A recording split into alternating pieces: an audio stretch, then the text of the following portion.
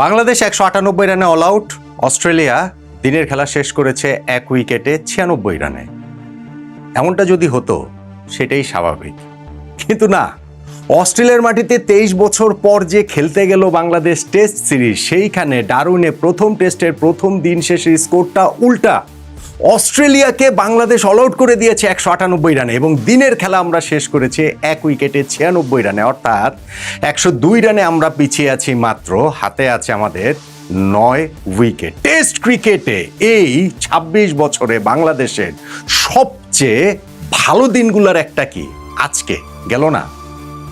দেখুন, এই অস্ট্রেলিয়ার সঙ্গে বাংলাদেশের একটা ভালো দিন রয়েছে। ২০০৬ সালে ফতুল্লা টেস্টে শেষ পর্যন্ত আমরা ৩ উইকেটে খুবই ট্র্যাজিকভাবে হেরে গিয়েছিলাম, কিন্তু প্রথম দিনটা যে আমরা শেষ করেছিলাম ৫ উইকেটে ৩৫৫ রানে।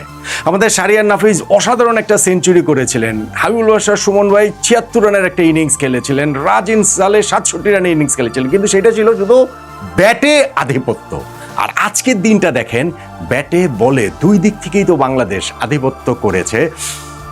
এই টেস্ট ম্যাচ কত দিনে গড়াবে? ৫ দিন যাবে, ২ দিনে নাকি ৩ দিনে শেষ হবে? ৫ দিনে তো যাবেই না, এরকম অনেক আলোচনা তো অস্ট্রেলিয়ার গণমাধ্যম থেকে শুরু করে বিভিন্ন জায়গায় হচ্ছিল এবং সেখানে আমাদেরও কন্ট্রিবিউশন রয়েছে যে জিম্বাবুয়ের সঙ্গে লাস্ট টেস্টটাতে আমরা ইনিংস ব্যবধানে হেরে গেছিলাম, অস্ট্রেলিয়ার সঙ্গে কিভাবে কি পারবো। কিন্তু প্রথম দিনটা অন্ততপক্ষে নাজমুল হোসেন শান্তর দল চোখে চোখ রেখে লড়াই শুধুমাত্র করেনি, এই প্রথম দিনটা অ্যাবসলুটলি বাংলাদেশের ৩টা সেশনই বাংলাদেশ ডমিনেট করেছে, যেটা গতকালকে আসলে কেউ কি আমরা ভাবতে পেরেছিলাম এত ভালো একটা দিন যাবে বাংলাদেশের?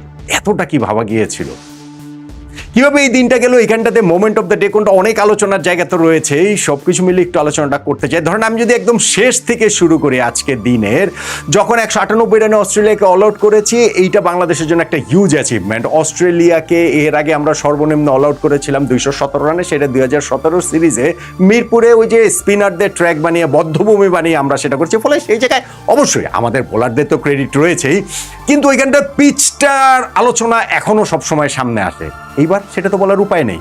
এইবার তো অস্ট্রেলিয়ার মাটিতে খেলা, স্পোর্টিং উইকেটে খেলা, এবং সেইখানে অস্ট্রেলিয়ার ক্যাপ্টেন প্যাট কামিন্স তিনি টস জিতে আগে যে নিজেরা ব্যাটিংয়ের সিদ্ধান্ত নিলেন, বাংলাদেশকে কি একটু খাটো করে দেখেছিলেন?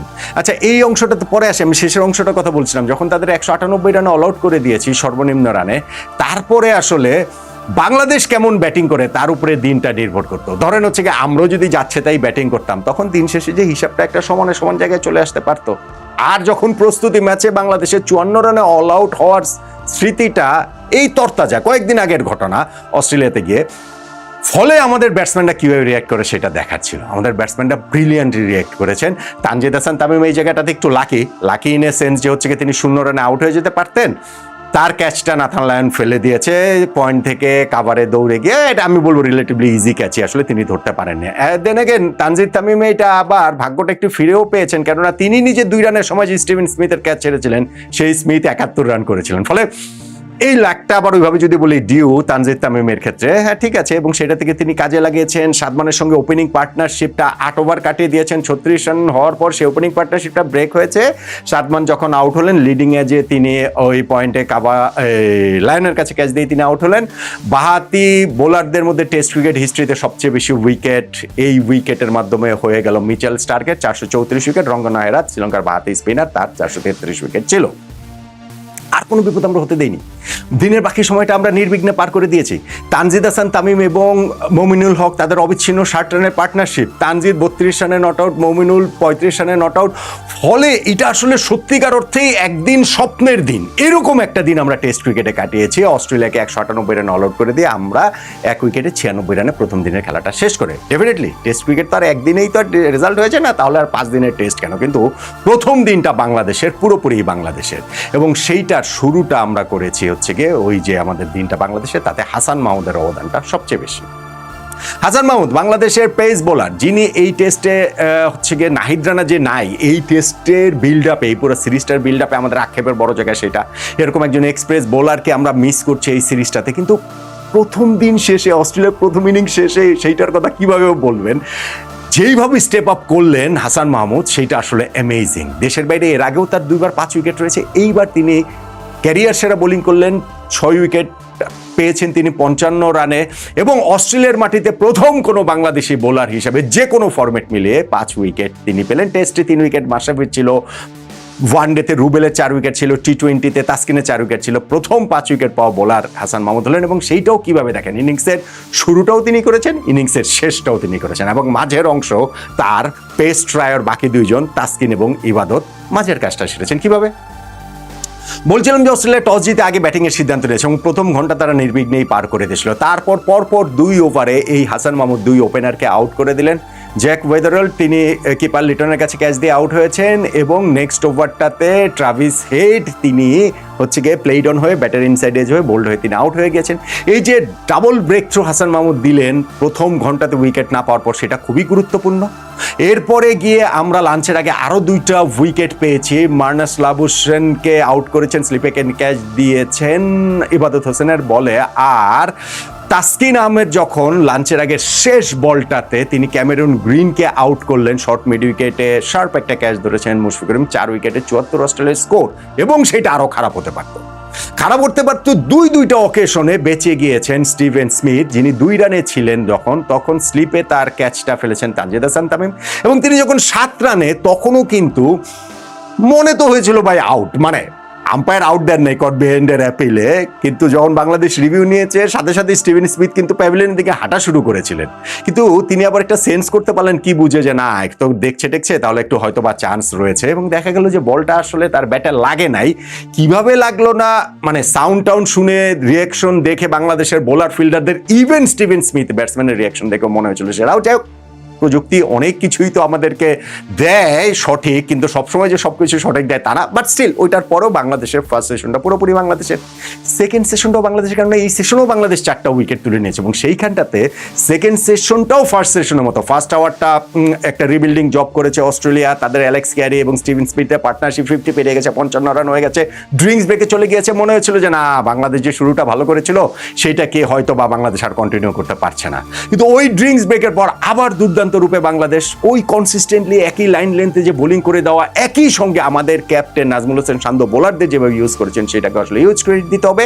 ড্রিঙ্কস ব্রেকের পরে প্রথম বলটাই এই জায়গাটাতে বোল্ড হয়ে গেলেন, ইবাদতের বলটাতে অ্যালেক্স ক্যারি ব্যাটারি ইনসাইডে এই যে লেগে, এই উইকেটটা আমি মনে করি খুব গুরুত্বপূর্ণ, কেননা অস্ট্রেলিয়া তখন একটা পুরোপুরি ইনিংসটা রিবিল্ড করার ফেজটাতে ছিল, এবং বাউ ওয়েবস্টারকে অসাধারণ একটা ডেলিভারিতে যখন বোল করলেন তাসকিন আহমেদ, অস্ট্রেলিয়া কিন্তু ওই সময়টাতে গিয়ে মনে হচ্ছিল যে আবার তারা মানে স্টিভেন স্মিথকে সরাতে পারলেই বাংলাদেশ ম্যাচে ডমিনেট করবে, এবং সেই শেষ কাজটুকু করেছেন আবার সেই হাসান মাহমুদ। শুরুতে যিনি 2 উইকেট নিয়েছিলেন, শেষে তিনি আবার 4টা উইকেট নিলেন, Pat Cummins, Mitchell Starc, Steven Smith এবং হচ্ছে নাথান লায়নের উইকেটে ইনিংসটা তিনি মুড়ে দিয়েছেন। স্টিভেন স্মিথ 71 রান করেছেন, এরপরে তিনি 9th ব্যাটসম্যান হিসেবে তেরিফুরে মারতে গিয়ে রান বাড়ানোর চেষ্টায় সেইখানটাতে তিনি হাসান মাহমুদের বলটাতেই তিনি আউট হয়ে গিয়েছেন সহজ ক্যাচ দিয়ে। বাংলাদেশ অস্ট্রেলিয়াকে 198 রানে অল আউট করে দিয়েছে।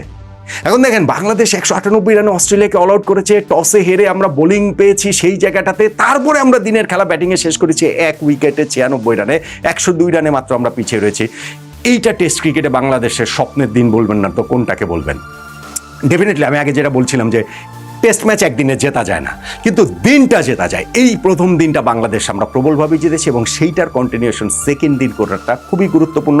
আমাদের বোলিং ফিল্ডিংটা যে আজকে আমাদের একদম টপ নোচ হয়েছে সেটা আমি বলবো না, কিছু এক্সট্রা রান টানও দিয়েছে, একটা ক্যাচও ড্রপ হয়েছে, কিন্তু স্পেশালি আমাদের বোলিং এফোর্ট সেইটাকে আমরা ধরে রেখেছি আমাদের ব্যাটিং এফোর্টটাতে। ফার্স্ট ডেটাকে এখন যদি আমরা সেকেন্ড ডেতে ধরে রাখতে পারি, নেভার নো, আরও বড় কোনো স্বপ্নের দিকে হয়তো বা বাংলাদেশ চলে যেতে পারে। কিন্তু টেস্ট ক্রিকেট তো, অস্ট্রেলিয়া মাটিতে খেলা তো, তারা আসলে প্রবলভাবেই কামব্যাক করতে চাইবে। সেই ঝড় সামাল দিয়ে সেকেন্ড ডেতে বাংলাদেশ কতটা কী করতে পারে, সেক্ষেত্রেই হয়তো বা এই টেস্ট ম্যাচে আমি এখনও অত বড় স্বপ্নের কথা বলতে চাই না। টেস্ট ম্যাচের একটা দিন মাত্র গিয়েছে, কিন্তু তারপরে গিয়ে আমরা সেকেন্ড ডে শেষে হয়তো বা সেই জায়গাটাতে যেতে পারবো। তাহলে এই প্রথম দিনটা যে গেল, সেই প্রথম দিনের মোমেন্ট অফ দ্য ডে আসলে কোনটাকে বলবেন? হাসান মাহমুদ 6 উইকেট পেয়েছেন, ফ্যান্টাস্টিক। ক্যারিয়ার সেরা বোলিং করেছেন, ফ্যান্টাস্টিক। বাংলাদেশের 3 পেসার মিলে 10 উইকেট নিয়েছে। টেস্ট ক্রিকেট হিস্ট্রিতে বাংলাদেশের দ্বিতীয়বার মতো 2024-এ পাকিস্তানের এগেইনস্টে রাওয়ালপিন্ডিতে সেটা হচ্ছিল ফ্যান্টাস্টিক।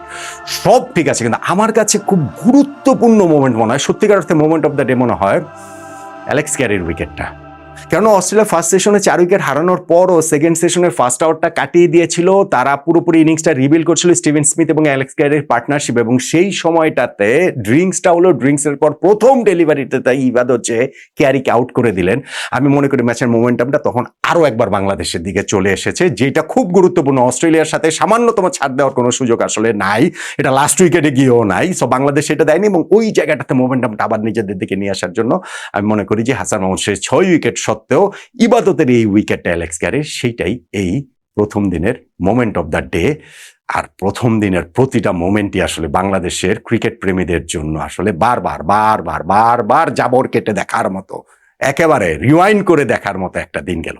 দ্বিতীয় দিন কি এই ধারাবাহিকতা নাজমুল হোসেন শান্তর দল দেখাতে পারবে আবারও? তাহলে হয়তো আমরা ওই বড় স্বপ্নের কথা বলতে পারবো।